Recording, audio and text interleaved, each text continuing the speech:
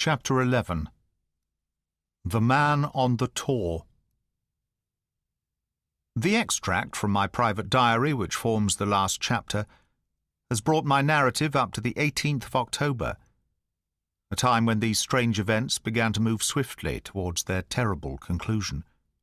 The incidents of the next few days are indelibly graven upon my recollection, and I can tell them without reference to the notes made at the time. I start them from the day which succeeded that upon which I had established two facts of great importance. The one, that Mrs. Laura Lyons of Coombe Tracey had written to Sir Charles Baskerville and made an appointment with him at the very place and hour that he met his death. The other, that the lurking man upon the moor was to be found among the stone huts upon the hillside. With these two facts in my possession, I felt that either my intelligence or my courage must be deficient if I could not throw some further light upon these dark places. I had no opportunity to tell the baronet what I had learned about Mrs. Lyons upon the evening before, for Dr. Mortimer remained with him at cards until it was very late. At breakfast, however, I informed him about my discovery and asked him whether he would care to accompany me to Coombe Tracey. At first he was very eager to come, but on second thoughts it seemed to both of us that if I went alone, the results might be better. The more formal we made the visit, the less information we might obtain. I left Sir Henry behind, therefore, not without some prickings of conscience, and drove off upon my new quest. When I reached Coombe Tracey, I told Perkins to put up the horses, and I made inquiries for the lady whom I had come to interrogate. I had no difficulty in finding her rooms, which were central and well appointed.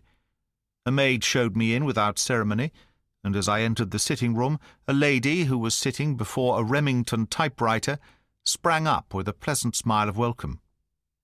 Her face fell, however, when she saw that I was a stranger, and she sat down again and asked me the object of my visit. The first impression left by Mrs. Lyons was one of extreme beauty. Her eyes and hair were of the same rich hazel colour, and her cheeks, though considerably freckled, were flushed with the exquisite bloom of the brunette, the dainty pink which lurks at the heart of the sulphur rose. Admiration was, I repeat, the first impression, but the second was criticism. There was something subtly wrong with the face, some coarseness of expression, some hardness, perhaps, of eye, some looseness of lip, which marred its perfect beauty. But these, of course, are afterthoughts. At the moment I was simply conscious that I was in the presence of a very handsome woman, and that she was asking me the reasons for my visit. I had not quite understood until that instant how delicate my mission was. "I have the pleasure," said I, "of knowing your father." It was a clumsy introduction, and the lady made me feel it. "There is nothing in common between my father and me," she said. "I owe him nothing, and his friends are not mine. If it were not for the late Sir Charles Baskerville and some other kind hearts, I might have starved for all that my father cared. It was about the late Sir Charles Baskerville that I have come here to see you." The freckles started out on the lady's face. "What can I tell you about him?" she asked, and her fingers played nervously over the stops of her typewriter.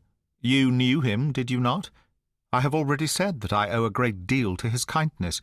If I am able to support myself, it is largely due to the interest which he took in my unhappy situation. Did you correspond with him?" The lady looked quickly up, with an angry gleam in her hazel eyes. "What is the object of these questions?" she asked sharply. "The object is to avoid a public scandal. It is better that I should ask them here than that the matter should pass outside our control." She was silent, and her face was still very pale. At last she looked up with something reckless and defiant in her manner. "Well, I'll answer," she said. "What are your questions?" "Did you correspond with Sir Charles?" "I certainly wrote to him once or twice, to acknowledge his delicacy and his generosity." "Have you the dates of those letters?" "No." "Have you ever met him?" "Yes, once or twice, when he came into Coombe Tracey. He was a very retiring man, and he preferred to do good by stealth." "But if you saw him so seldom, and wrote so seldom, how did he know enough about your affairs to be able to help you, as you say that he has done?" She met my difficulty with the utmost readiness. There were several gentlemen who knew my sad history and united to help me. One was Mr. Stapleton, a neighbour and intimate friend of Sir Charles's. He was exceedingly kind, and it was through him that Sir Charles learned about my affairs. I knew already that Sir Charles Baskerville had made Stapleton his almoner upon several occasions, so the lady's statement bore the impress of truth upon it. "Did you ever write to Sir Charles asking him to meet you?" I continued. Mrs. Lyons flushed with anger again. "Really, sir, this is a very extraordinary question. I'm sorry, madam, but I must repeat it. Then I answer, certainly not." "Not on the very day of Sir Charles's death?" The flush had faded in an instant, and a deathly face was before me.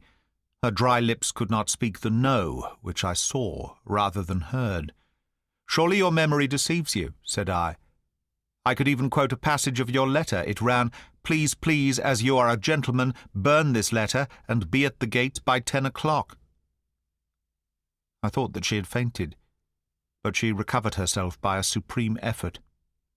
"Is there no such thing as a gentleman?" she gasped. "You do Sir Charles an injustice.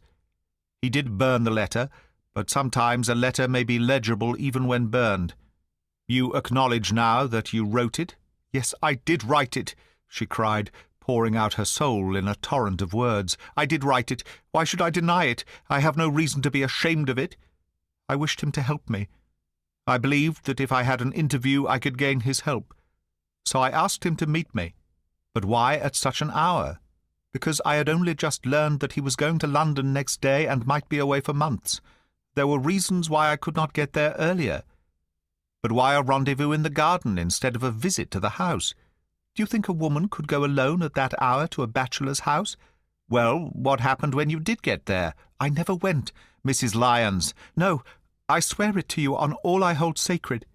I never went. Something intervened to prevent my going." "What was that?" "That is a private matter. I cannot tell it." "You acknowledge, then, that you made an appointment with Sir Charles at the very hour and place at which he met his death, but you deny that you kept the appointment?" "That is the truth." Again and again I cross-questioned her, but I could never get past that point. "Mrs. Lyons," said I as I rose from this long and inconclusive interview, "you are taking a very great responsibility and putting yourself in a very false position by not making an absolutely clean breast of all that you know. If I have to call in the aid of the police, you will find how seriously you are compromised. If your position is innocent, why did you, in the first instance, deny having written to Sir Charles upon that date? Because I feared that some false conclusion might be drawn from it, and that I might find myself involved in a scandal. And why were you so pressing that Sir Charles should destroy your letter? If you have read the letter, you will know. I did not say that I had read all the letter. You quoted some of it. I quoted the postscript. The letter had, as I said, been burned, and it was not all legible. I ask you once again why it was that you were so pressing that Sir Charles should destroy this letter, which he received on the day of his death. The matter is a very private one. The more reason why you should avoid a public investigation. I will tell you then.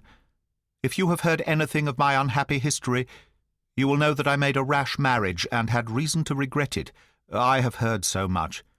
My life had been one incessant persecution from a husband whom I abhor. The law is upon his side, and every day I am faced by the possibility that he may force me to live with him. At the time that I wrote this letter to Sir Charles, I had learned that there was a prospect of my regaining my freedom if certain expenses could be met. It meant everything to me, peace of mind, happiness, self-respect, everything. I knew Sir Charles's generosity, and I thought that if he heard the story from my own lips he would help me. Then how is it that you did not go? Because I received help in the interval from another source.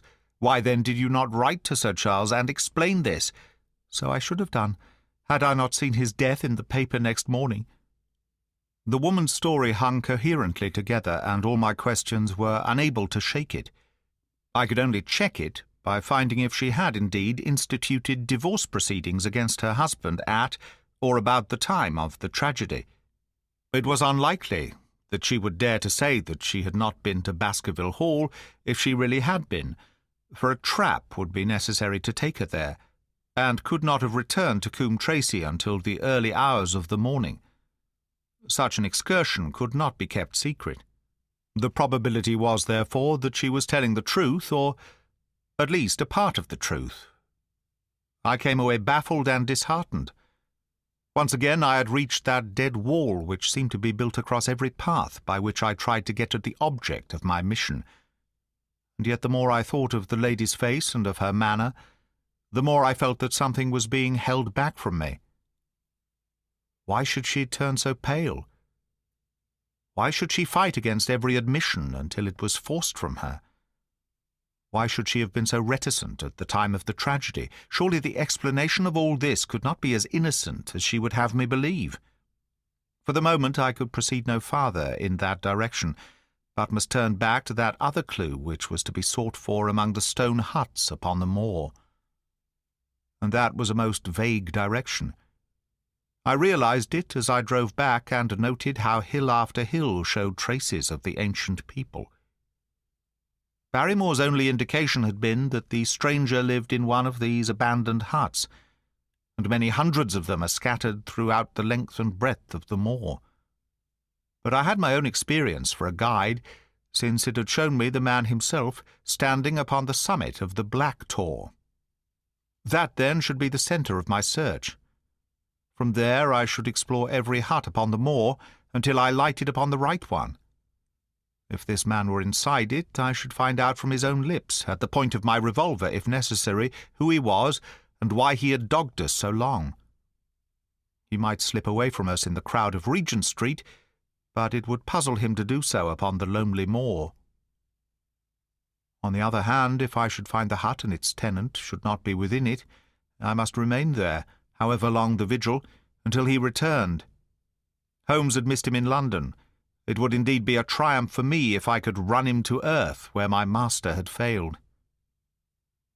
Luck had been against us again and again in this inquiry, but now at last it came to my aid. And the messenger of good fortune was none other than Mr. Frankland, who was standing grey-whiskered and red-faced outside the gate of his garden, which opened onto the high road along which I travelled. "Good day, Dr. Watson," cried he with unwonted good humour. "You must really give your horses a rest and come in to have a glass of wine, and to congratulate me." My feelings towards him were very far from being friendly, after what I had heard of his treatment of his daughter.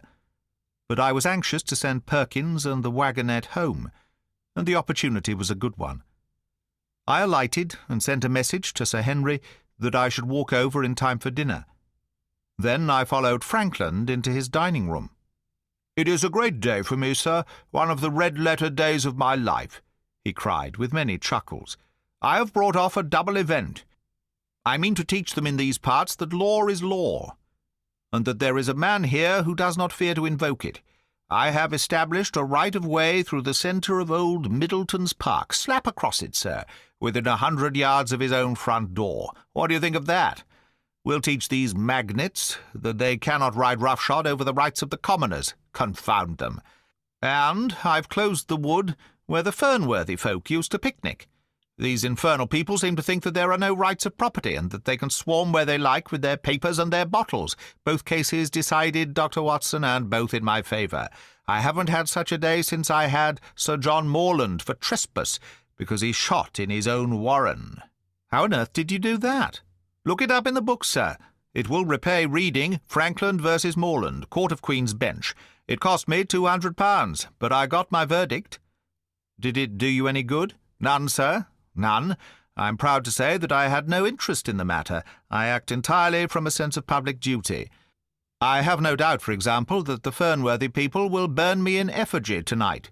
I told the police last time they did it that they should stop these disgraceful exhibitions. The county constabulary is in a scandalous state, sir, and it has not afforded me the protection to which I am entitled.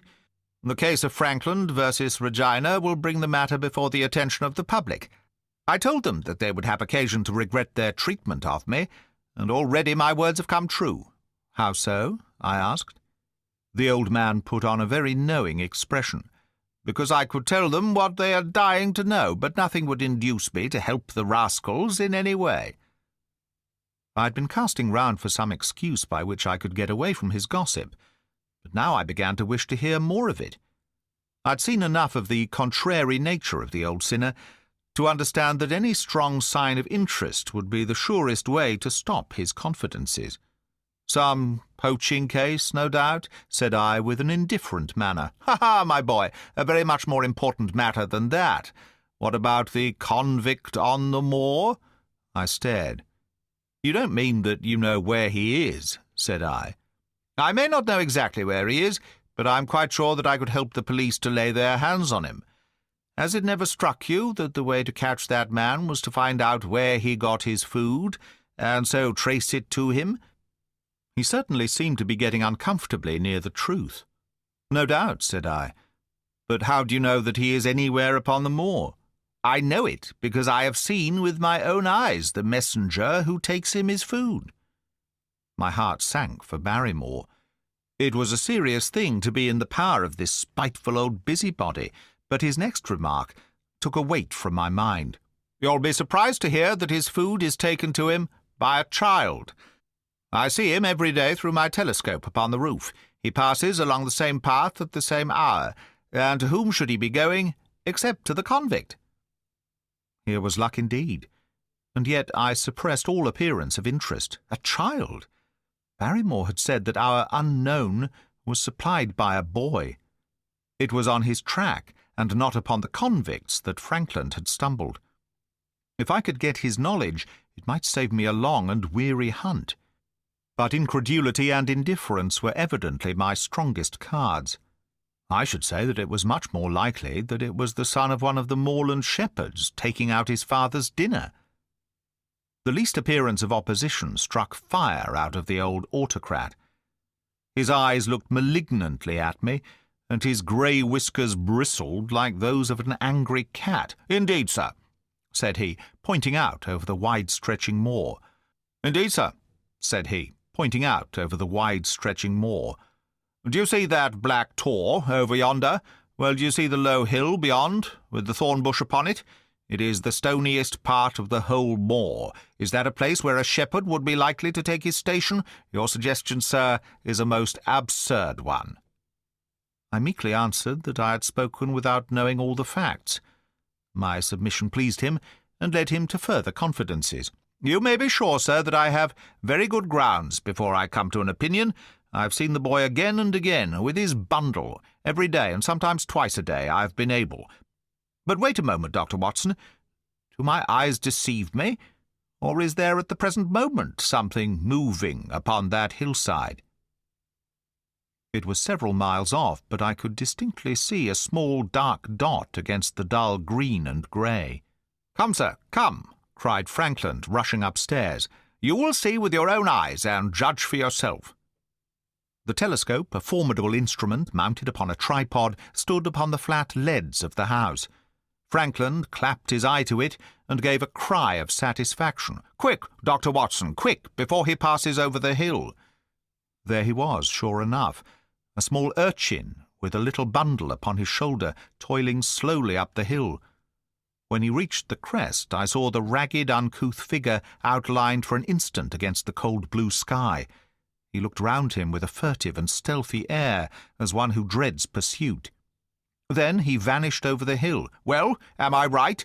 Certainly there is a boy who seems to have some secret errand. "And what the errand is, even a county constable could guess. But not one word shall they have from me, and I bind you to secrecy also, Dr. Watson. Not a word, you understand?" "Just as you wish." "They have treated me shamefully, shamefully. When the facts come out in Frankland versus Regina, I venture to think that a thrill of indignation will run through the country. Nothing would induce me to help the police in any way. For all they cared, it might have been me instead of my effigy, which these rascals burned at the stake. Oh, surely you're not going? You will help me to empty the decanter in honour of this great occasion."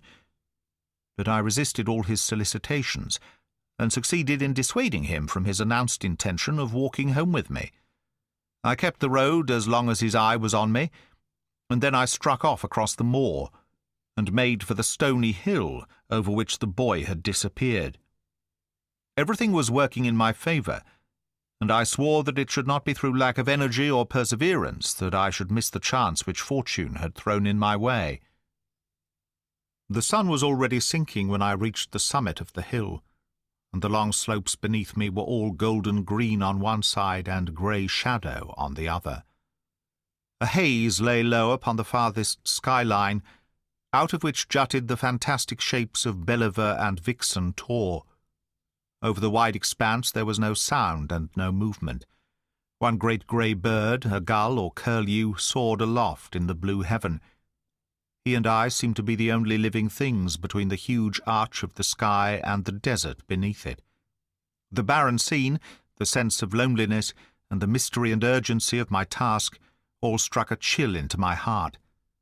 The boy was nowhere to be seen, but down beneath me in a cleft of the hills there was a circle of the old stone huts, and in the middle of them there was one which retained sufficient roof to act as a screen against the weather. My heart leapt within me as I saw it. This must be the burrow where the stranger lurked. At last my foot was on the threshold of his hiding place. His secret was within my grasp. As I approached the hut, walking as warily as Stapleton would do when with poised net he drew near the settled butterfly, I satisfied myself that the place had indeed been used as a habitation. A vague pathway among the boulders led to the dilapidated opening which served as a door. All was silent within. The unknown might be lurking there, or he might be prowling on the moor. My nerves tingled with the sense of adventure. Throwing aside my cigarette, I closed my hand upon the butt of my revolver, and, walking swiftly up to the door, I looked in. The place was empty. But there were ample signs that I had not come upon a false scent. This was certainly where the man lived. Some blankets rolled in a waterproof lay upon that very stone slab upon which Neolithic man had once slumbered.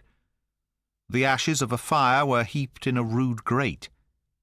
Beside it lay some cooking utensils and a bucket half full of water.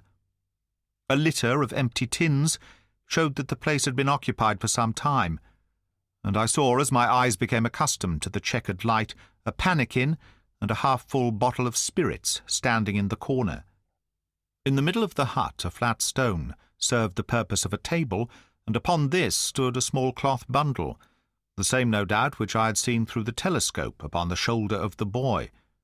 It contained a loaf of bread, a tinned tongue, and 2 tins of preserved peaches. As I set it down again, after having examined it, my heart leapt to see that beneath it there lay a sheet of paper with writing upon it. I raised it, and this was what I read, roughly scrawled in pencil. Dr. Watson has gone to Coombe Tracey. For a minute I stood there with the paper in my hands, thinking out the meaning of this curt message. It was I, then, and not Sir Henry, who was being dogged by this secret man. He had not followed me himself, but he had set an agent, the boy perhaps, upon my track, and this was his report. Possibly I had taken no steps since I had been upon the moor which had not been observed and reported. Always there was this feeling of an unseen force, a fine net drawn round us with infinite skill and delicacy, holding us so lightly that it was only at some supreme moment that one realized that one was indeed entangled in its meshes. If there was one report, there might be others, so I looked round the hut in search of them. There was no trace, however, of anything of the kind, nor could I discover any sign which might indicate the character or intentions of the man who lived in this singular place, save that he must be of Spartan habits and cared little for the comforts of life. When I thought of the heavy rains and looked at the gaping roof, I understood how strong and immutable must be the purpose which had kept him in that inhospitable abode. Was he our malignant enemy? Or was he by chance our guardian angel? I swore that I would not leave the hut until I knew. Outside the sun was sinking low, and the west was blazing with scarlet and gold. Its reflection was shot back in ruddy patches by the distant pools which lay amid the great Grimpen mire. There were the 2 towers of Baskerville Hall, and there a distant blur of smoke, which marked the village of Grimpen. Between the two, behind the hill, was the house of the Stapletons. All was sweet and mellow and peaceful in the golden evening light. and yet as I looked at them, my soul shared none of the peace of nature, but quivered at the vagueness and the terror of that interview which every instant was bringing nearer. With tingling nerves, but a fixed purpose, I sat in the dark recess of the hut and waited with sombre patience for the coming of its tenant. And then at last I heard him. Far away came the sharp clink of a boot striking upon a stone, then another and yet another, coming nearer and nearer.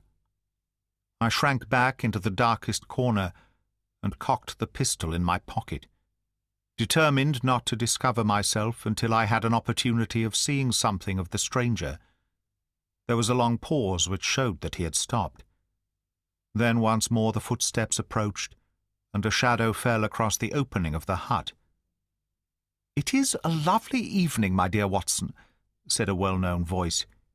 "I really think that you will be more comfortable outside than in."